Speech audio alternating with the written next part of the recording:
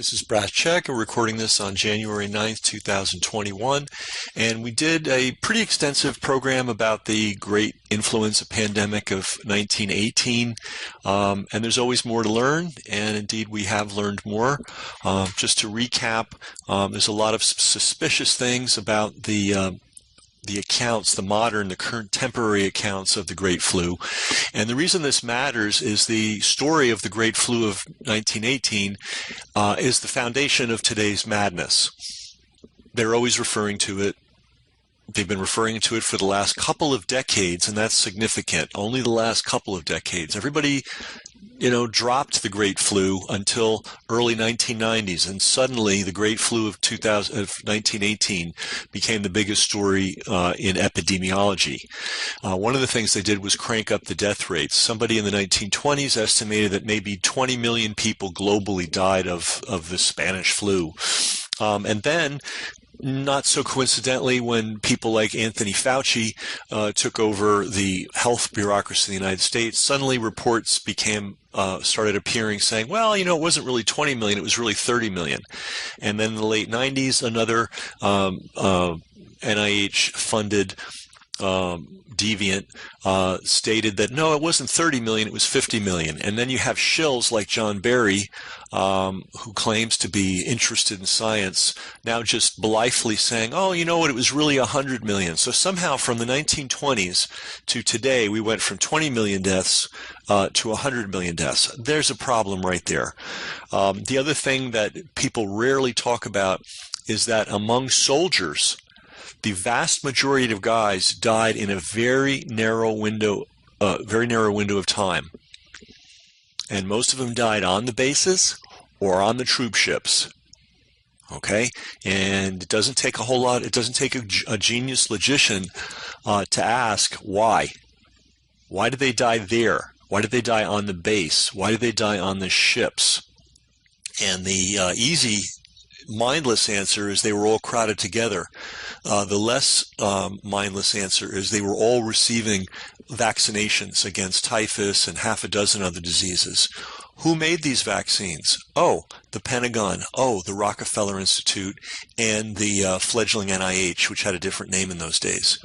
So the people, if these vaccines were contaminated and actually killed people, what do you think the odds are that the Pentagon, the Rockefellers, and the federal government would admit to their culpability? But however these guys died, it is extremely strange that they all died in a very tight clump of time. I think it was a 3-month period, the vast majority of them.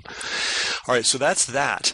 The other thing that's come up recently, and we have a thing that you can go and read that we posted online, is that it's not even sure that this was a contagious disease at all.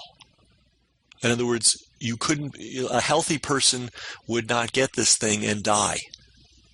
You could be a sickly person and get it and die, but there were tests done at the time. They were trying to deliberately transmit it from person to person, something unfortunately I don't think you can do anymore. But in those days, they were testing that, and they found that they could not transmit this virus from a sick to a healthy person. They couldn't do it. They tried.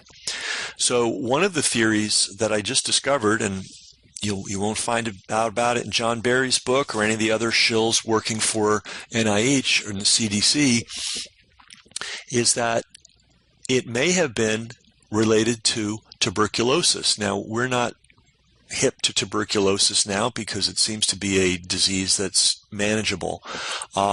Back in that era, there was an explosion of tuberculosis. And it was a dying disease. There was no treatment for it. And it probably was an urban disease, possibly a food quality disease, who knows what. But there was definitely an explosion of TB in the late 1800s and the early 1900s leading up to World War I. Not every case of tuberculosis is obvious. It could be, quote, subclinical. In other words, you got it, but you don't know you have it. That's a very common thing.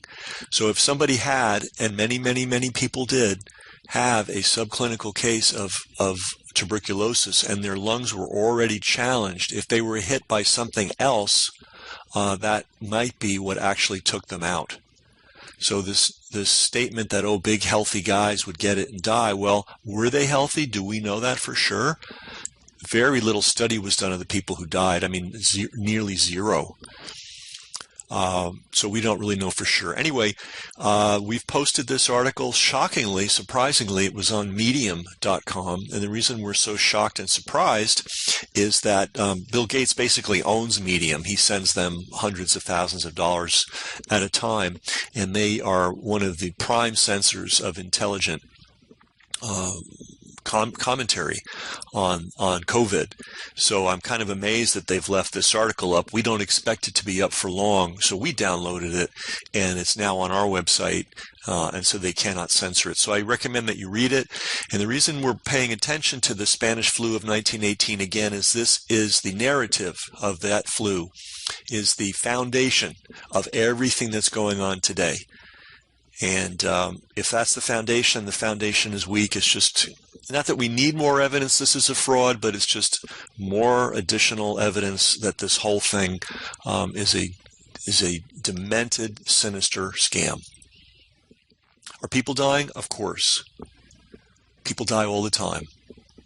And we've never had such hysteria over already sick or, quite advanced in age, people passing away. It's a sad thing. It happens every year, happens all the time. It's kind of the nature of life. I know that's a shock to the lunatics out there. We're all going to die someday, and it won't be pleasant. That's just the way it is. You don't shut the world down and destroy the lives of hundreds of millions, if not billions of people, and handicap and cripple a lot of children and young adults trying to find their way in the world, and business owners and the working poor. I mean, we've devastated these people over absolute bullshit.